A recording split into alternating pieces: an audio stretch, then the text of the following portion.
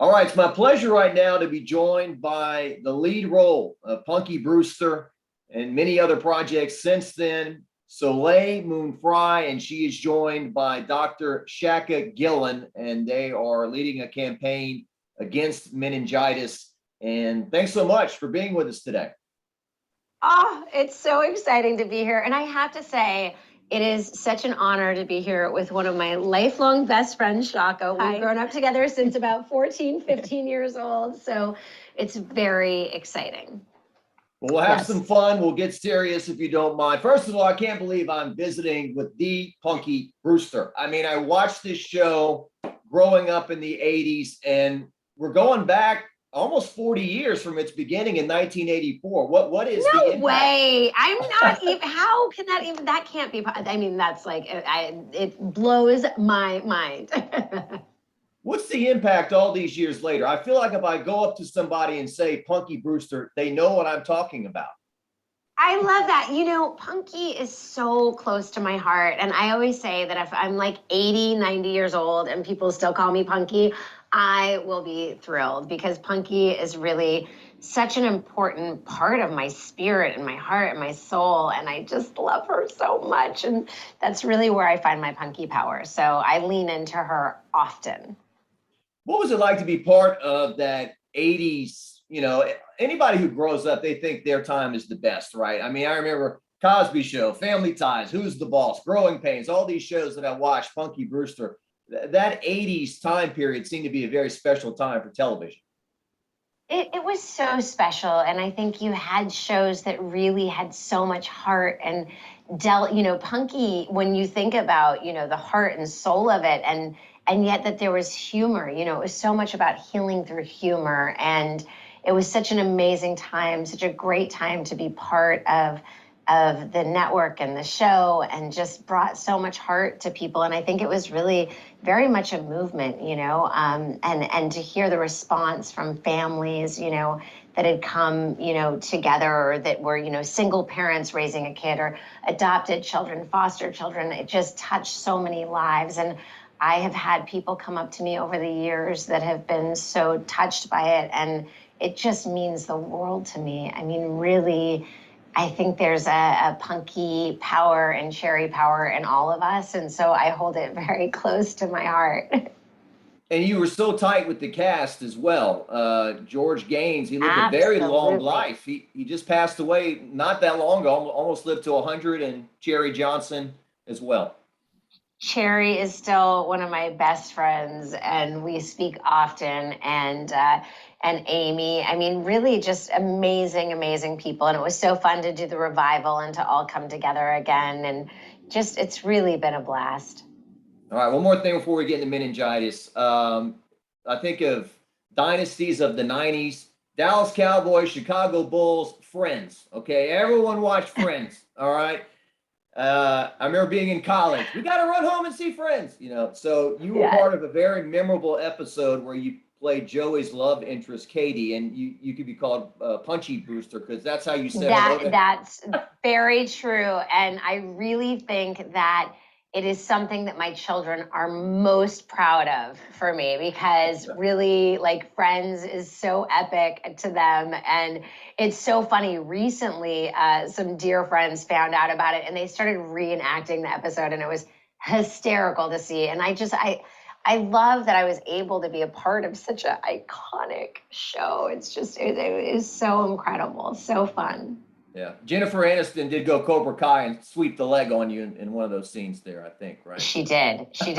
And my father was a boxer, so it was very hard for me to not completely get into it. So I think I got a little bit excited while shooting, and I was like really punching everyone. Which, you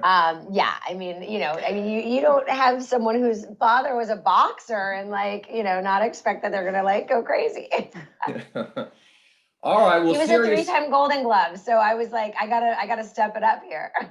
There you go. Awesome. Well, meningitis. It's rare, but it's very serious. And I know somebody who had a health issue. Just getting tested for it is no fun. With the headaches and everything that come with that. But tell me about it, and tell me about your crusade right now. I'm so honored to be here. I have four kids that are my heart and soul, all different ages. And my 16-year-old poet is about to go into the world, and she's looking at colleges and traveling. And it's so exciting, and yet there's so much that you want to protect. And I learned about meningitis B, and I think so often we assume that our children have been, vaccinated for meningitis when they were younger, and learned that meningitis B is completely different. And so I asked my dear friend Shaka about it, and we started talking about it. I learned so much. And my daughter, Poet, has had her first vaccination now for meningitis B. And I learned so much, and I really wanted to carry on the dialogue and the conversation. And so I'm so proud to be partnered with GSK and asked to be sure to to really raise awareness about this. And I've learned so much. And so to be here with one of my lifelong best friends is really exciting, because I think it's so important for us as parents and families to have these conversations and to be able to talk to our healthcare providers about these topics and our families, and to make the choices that are right for our families. So I'm really honored and humbled to be here today. Shaka, what's the message? What do you want to get out there to people? What do they need to know? Hi, Jack. Well, I want them to know about meningitis and meningitis B and meningitis B vaccination. And so meningococcal disease, or meningitis, is a rare, as you said, it's a rare but serious infection that can cause complications and death, serious complications. So 1 out of 10 individuals will die despite medical treatment, and oftentimes within 24 hours. 1 out of 5 individuals will have permanent damage, including limb amputation, hearing loss, permanent neurologic damage. And teens and young adults, so 16 to 23, are at an increased risk due to normal, common teen behaviors. So they live in small spaces, they share just about everything. And so those normal behaviors put them at an increased risk for meningitis, and we need to be aware of this. What are the warning signs? What are some things that, symptoms that we should be wary of? Well, Jack, I think you mentioned it with the headache, but for teens and young adults for meningitis, they can get a fever, typical flu-like symptoms. So they can get the fever, the body aches, and teens and young adults do what we think teens and young adults do, is they, kind of get into a blanket, they put their hoodie on, and they go to bed. And with the serious complications and the rapid 24 hours before they can die, we need to be aware of this, and we need to be aware of things we can do, such as the meningitis B vaccination. I think one of the things that's so scary about this is how quickly it can take over one. So speaking to survivors, and speaking to Patty, who lost her daughter, the week before prom, you hear these stories, and it's just heart-wrenching how quickly this can spread, and within 24 hours that it can cause death. And so I was not aware of meningitis B, and I realized if I wasn't aware, then how many other people were not aware? And so that it was a really important conversation for us to have with our healthcare providers. Soleil, in terms of getting information for people out there where they can go, your campaign is Ask to Be Sure, right? And you're working with an organization called... They can go to asktobesure.com to get more information. And of course, I really want to encourage everyone to have these conversations with their pediatricians, with their doctors, with their healthcare providers, because again, I think so often we turn to our healthcare providers to inform us, and sometimes it's really important, oftentimes, to ask questions and to not be afraid to ask those questions and to have those dialogues. And once I started talking to friends about it, we all started this conversation and educate each other. And I think that that's so important, to take that power into our own hands, to have those conversations. Soleil, so many childhood actors go down the wrong path, and we all have ups and downs, but it seems like you're still very, productive and vibrant and everything. What have been the keys to staying on the right track throughout your career? I have an incredible family and my friends. I have lifelong friends, that I've had my entire life, that really, I think, have helped to keep me grounded. and to be able to continue to follow my dreams and to have such a beautiful family and friends that are there for me.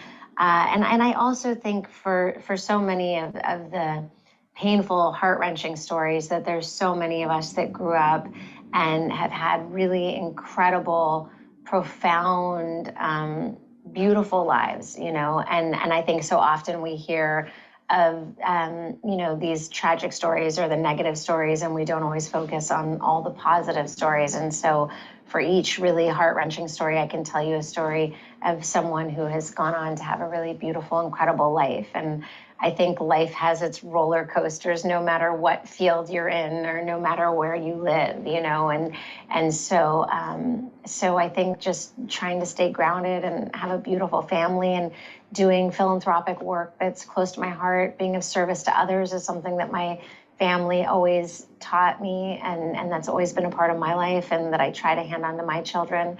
And so those things, I think, really keep me going. Awesome.